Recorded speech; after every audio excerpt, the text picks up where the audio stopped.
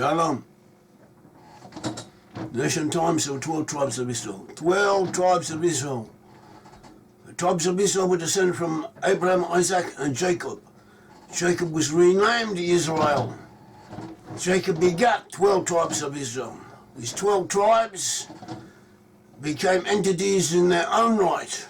They created together, they created a kingdom, they ruled over a good portion of the Middle East. They had kings, had a temple, they had a center in Jerusalem. At first they were ruled by kings, the King Saul, and then by King David, and then by King Solomon, and then after Solomon by King Rehoboam, the grandson of King David. The time of Rehoboam, the 10 of the 12 tribes seceded. They created their own kingdom of Israel, a separate kingdom. This kingdom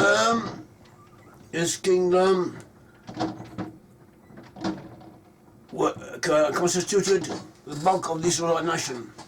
They were conquered by the Assyrians. The Assyrians took them into exile. In their places of exile, they rebelled and they separated, and eventually they moved out. They migrated, they left the Assyrians.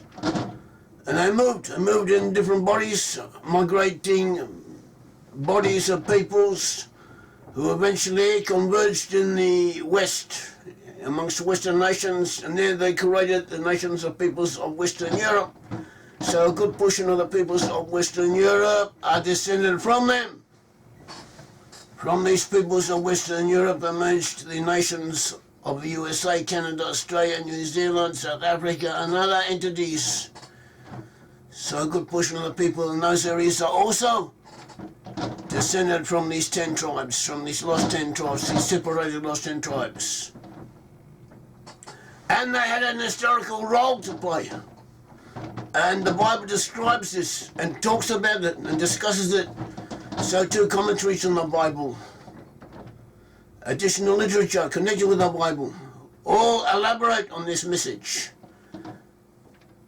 And so we find that many people in the West are descended from these 12 tribes, from the original 12 tribes. The 12 tribes were individuals, so descend from individual tribal heads, ancestors, who in their own way were primordial prototypes of for their descendants.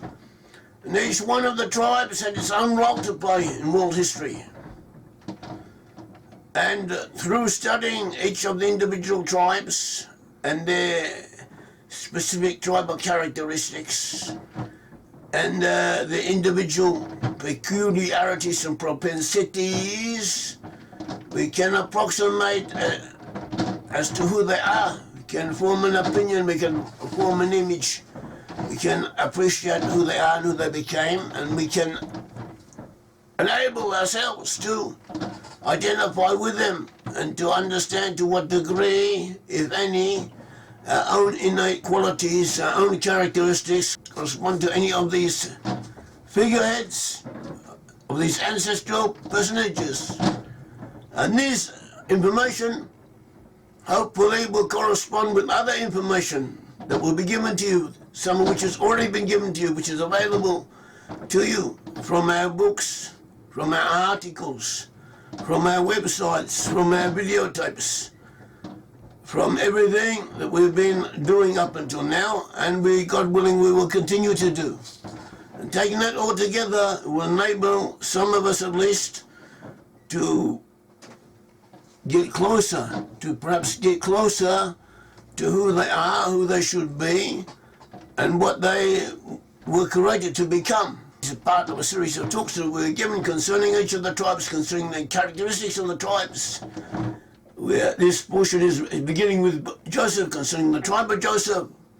We'll give the characteristics of Joseph, Joseph the patriarch, whosoever Joseph was, Joseph the son of Jacob, the Joseph who fathered Ephraim and Manasseh, the tribes of Ephraim, Manasseh, and Joseph, who became the ruler of Egypt, and what abilities and personality traits he had.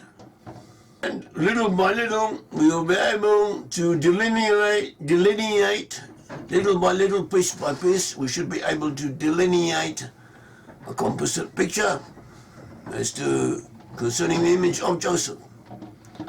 Now, there's a lot of material. We'll go through it all.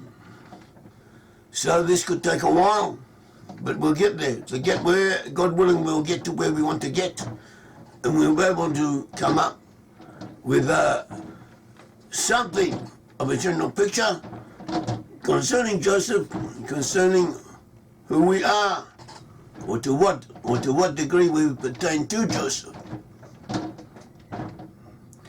Joseph was to be divided into two tribes, Ephraim and Manasseh. These two tribes are quite different from each other. Nevertheless, we will deal with them together because they both reflect aspects of Joseph, and we cannot really understand one without appreciating the other. So that is what we will do. Also, at the beginning, we're going to concentrate on biblical sources. The sources mainly from Scripture, straightforward accounts of Scripture, and analyze them. And in later programs, we will go back and bring in rabbinical sources, additional sources, and see how these tie up, how these are integrated together with the biblical sources to help us along. The mother of Joseph was Rachel. Abraham, Isaac, and Jacob were the forefathers of the Israelite nation. Abraham, Isaac, and Jacob. Jacob was renamed Israel. Israel had 4 wives. His favorite wife was Rachel. Rachel was the mother of Joseph. Rachel was also the sister of Leah. Leah was the first wife of Jacob. Both Leah and Rachel were wives of Jacob, and they were sisters one to another. Technically speaking, Leah was the first wife of Jacob because she was the first one that Jacob had married, even though Rachel was more beloved, as the Bible especially says, than Leah was. So this caused a certain tension. There was a certain tension between the mothers, between the wives, and this may be reflected in the attitudes of the brothers later on, the attitude of the brothers, of each of the brothers, the attitude of the brothers to themselves, to one to another. The sons of Leah, that is the first wife of Jacob, were Reuben, Simeon, Levi, Judah, Issachar, Zebulun, and also Dinah, a daughter. The handmaiden of Leah was Zilpah. The sons of Zilpah were Gad and Asher. Together with Leah, we had Rachel, the second wife of Jacob. The sons of Rachel were Joseph and Benjamin. Rachel had a handmaiden named Bilhah. The sons of Bilhah, whom Jacob begat from Bilhah, were Dan and Naphtali. The order of their birth was that first Leah gave birth to her first 4 sons, so we're told in Genesis 29, that is Reuben, Simeon, Levi, and Judah. Then she had a break. She ceased for a while from childbearing. See Genesis 29:35. Then in Genesis 30 it tells how Rachel, not Leah, Rachel gave her daughter Bilhah to Jacob, who begat from her. Jacob begat from Bilhah Dan and Naphtali. And after that Leah gave a handmaiden Zilpah to Jacob. And Jacob begat from Zilpah Gad and Asher. Leah then bore 2 more sons, Issachar and Zebulun, and Dinah her daughter. So Leah altogether had 6 sons. So 6 sons of Leah, as we said. The 6 sons of Leah were Reuben, Simeon, Levi, Judah, Issachar, Zebulun, and also Dinah her daughter. And the sons of Zilpah, handmaiden of Leah, were Gad and Asher. Whereas Rachel had sons, Joseph and Benjamin, and the sons of Bilhah, the handmaiden of Rachel, were Dan and Naphtali. After Leah had given birth to 6 sons and a daughter, and then the sons of Zilpah, the handmaiden of Leah, had also given birth to 2 sons, and the sons of Bilhah, the handmaiden of Rachel, had also given birth to 2 sons. Rachel begat Joseph, and it says Genesis 30, 23 to 24, she became pregnant and gave birth to a son. Said that God has removed the dark slur against my name. Ru Miloshan Asaph, gathered up. Therefore she called him Joseph, gathered up from Asaph. God has removed the dark slur against my name. She named him Joseph. Joseph also connotes another. And she said, may I have another son? For she said, may the Lord give me another son. The dark slur against my name, mentioned by Rachel, apparently refers to the fact that she had not up until then succeeded in getting pregnant, despite the fact that her husband had been quite successful in getting his other wives pregnant.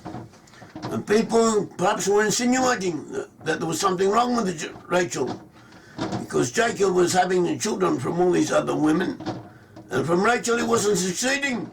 So Rachel eventually gave birth to Joseph, and this, as if to say, took away the insinuations that people may have been saying about her. And later she bore another son, Benjamin, see Genesis 8 and 30, and she died in childbirth, giving birth to Benjamin. Therefore Joseph was the younger of all the other sons, apart from Benjamin, who came later. Benjamin was the son of Rachel. Benjamin was the son of Rachel, who was her favourite wife. Rachel was her favourite wife, but she was only second in seniority. Rachel had been cheated out of being the senior wife. Jacob had intended to marry Rachel first of all, but their father-in-law, Laban, had taken her sister and placed her in the marriage bed, as if to say, or placed her in the marriage ceremony. Apparently they were covered with veils. Replaced her with Leah. So Leah, through trickery, had become the senior wife instead of Rachel.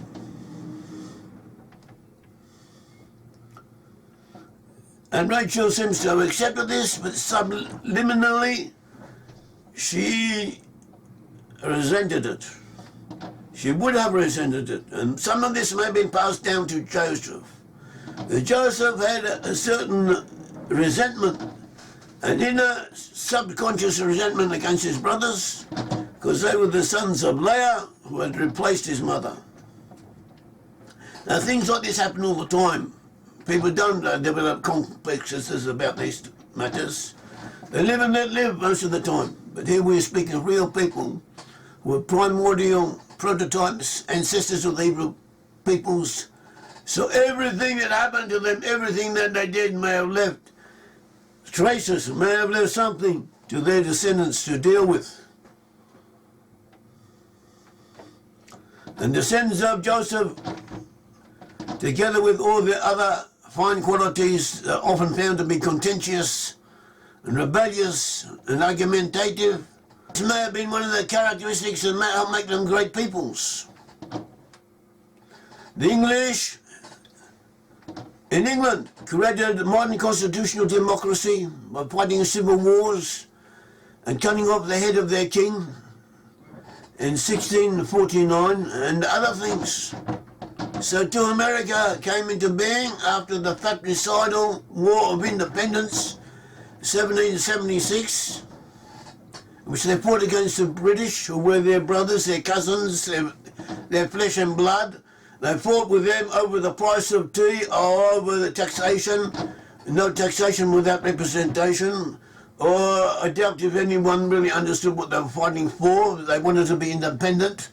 And so they were, and that gave rise to them. And after that they had another war, the Civil War, one against each other in order to free, or not to free, black people from Africa who were working for them.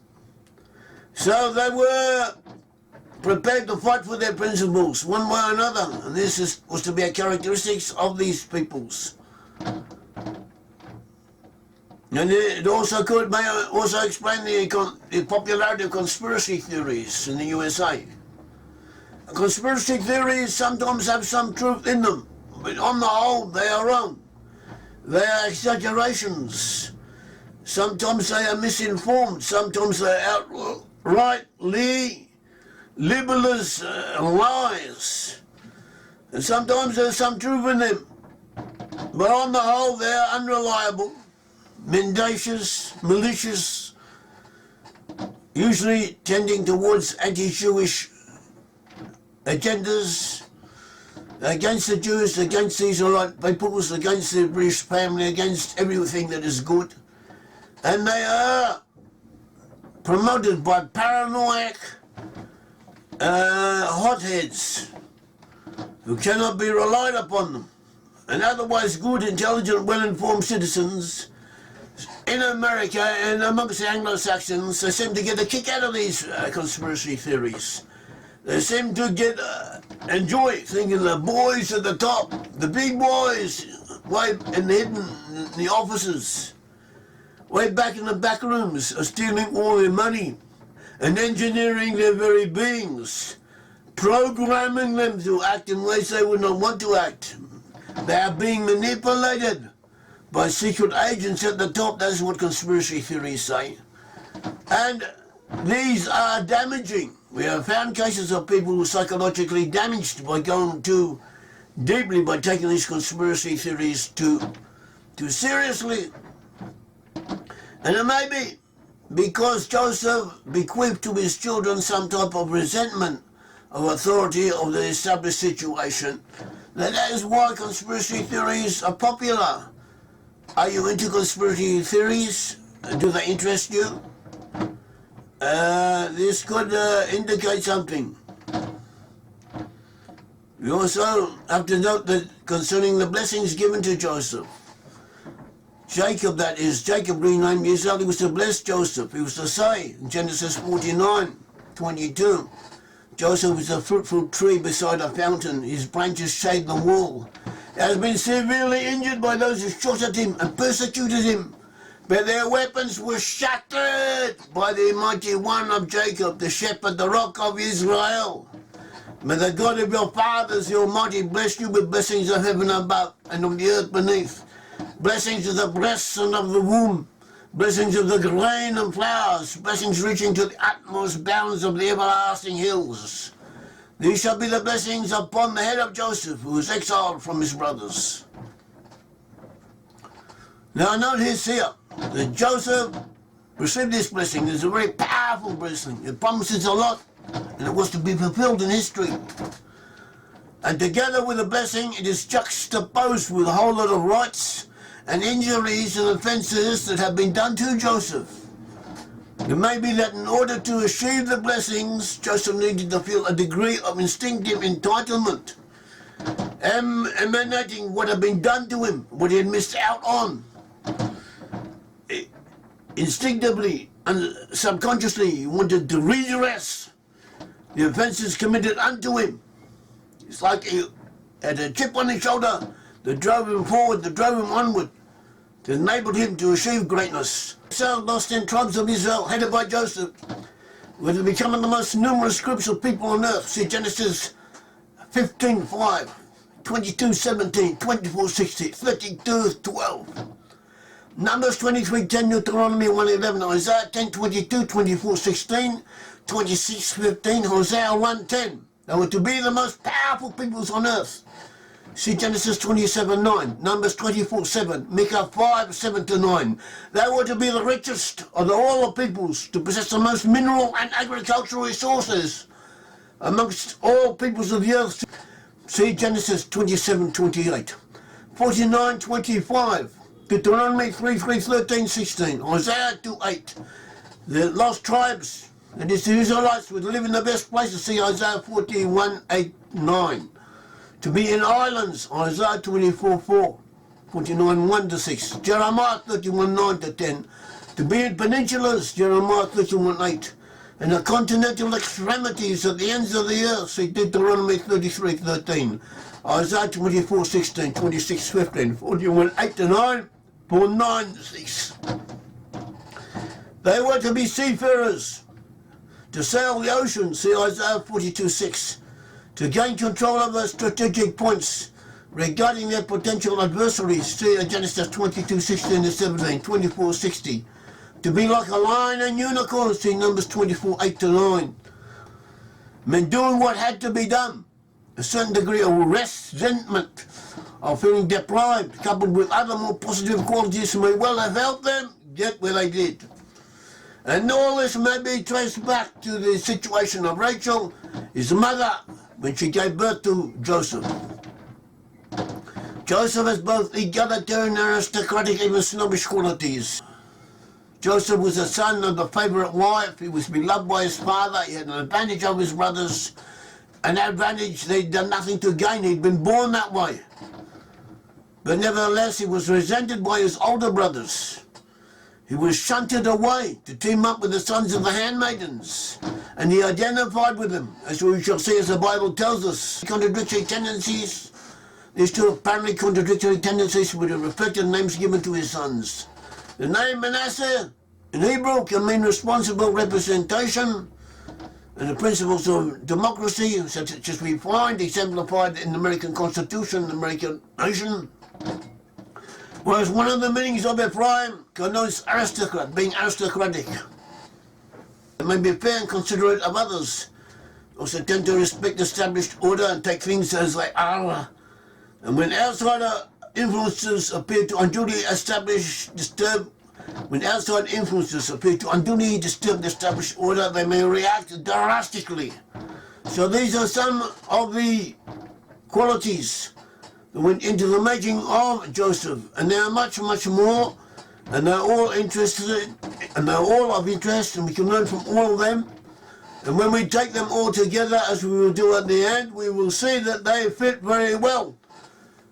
Present-day peoples amongst present-day individuals. Many of you who are now to be found amongst the Western nations. Thank you.